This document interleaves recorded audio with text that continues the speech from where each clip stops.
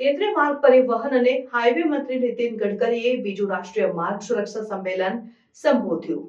કેન્દ્રીય માર્ગ પરિવહન અને હાઈવે મંત્રી નીતિન ગડકરીએ તાજેતરમાં Indian rods act 2030 raising the bar of safety શીર્ષક હેઠળ બીજું રાષ્ટ્રીય માર્ગ સુરક્ષા સંમેલન સંબોધ્યું. આ ઇવેન્ટમાં વિવિધ હિતધારકો જેમાં સરકારી અધિકારીઓ, ઉદ્યોગ નિષ્ણાતો અને માર્ગ સુરક્ષા સમર્થકોનો સમાવેશ થાય છે અને ભાગ લીધો હતો.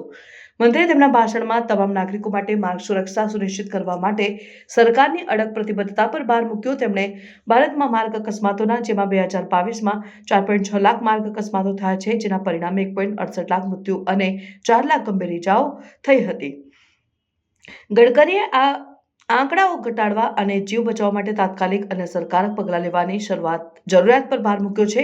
મંત્રીએ રેખાંકિત કરેલા મુખ્ય લક્ષ્યોમાંનું એક 2030 સુધીમાં માર્ગ અકસ્માતના મૃત્યુ 50% ઘટાડવાનો લક્ષ્ય હતો. તેમણે ઉલ્લેખ કર્યો કે આ લક્ષ્ય હાંસલ કરવા માટે માર્ગ સુરક્ષાના AES, એન્જિનિયરિંગ, અમલ, શિક્ષણ અને તાત્કાલિક તબીબી સેવાઓ પર ધ્યાન કેન્દ્રિત કરીને બહુમુખી અભિગમની જરૂર પડશે. ગડકરીએ માર્ગ સુરક્ષા વધારવા અને આ મહત્વાકાંક્ષી લક્ષ્ય હાંસલ કરવા માટે તમામ હિતધારકોના સહકારની માંગણી કરી. મંત્રીએ અધિકારીઓને જાહેર જનતાને માર્ગ અકસ્માતોના પરિણામો અને તેમની સુરક્ષા સુનિશ્ચિત કરવા માટે તેઓ કયા પગલાં લઈ શકે તે વિશે શિક્ષિત કરવાની અપીલ કરી અને તેમણે સામાજિક વર્તન બદલવા અને સલામત ડ્રાઇવિંગ પ્રથાઓને પ્રોત્સાહન આપવા માટે શિક્ષણ અને જાગૃતિની ભૂમિકા પર ભાર મૂક્યો. ગડકરીએ નાગપુર જેવા શહેરોમાં સારા ટ્રાફિક વર્તન માટે પુરસ્કાર સિસ્ટમની સફળતાને પણ હાઇલાઇટ કરી, જેના સકારાત્મક પરિણામો મળ્યા છે.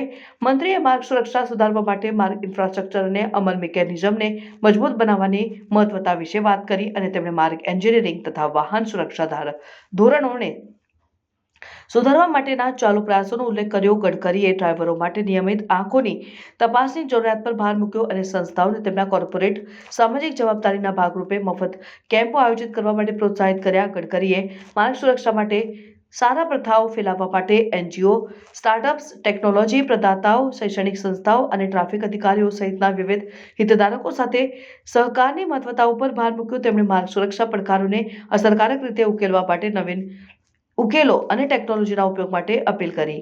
બીજું રાષ્ટ્રીય માર્ગ સુરક્ષા સંમેલન ભારતીય રસ્તાઓ પર સુરક્ષાનું ધોરણ વધારવા માટેનું મહત્વપૂર્ણ પગલું હતું. મંત્રી નીતિન ગડકરીના સંબોધનથી માર્ગ અકસ્માતો અને મૃત્યુ ઘટાડવા માટે સરકારની પ્રતિબદ્ધતા પર પ્રકાશ પાડ્યો. શિક્ષણ, અમલ, એન્જિનિયરિંગ અને તાત્કાલિક સેવાઓનો સમાવેશ કરતી વ્યાપક અભિગમ સાથે ભારત 2030 સુધીમાં તેના રસ્તાઓને તમામ નાગરિકો માટે વધુ સુરક્ષિત બનાવવા માટે પ્રયત્નશીલ છે.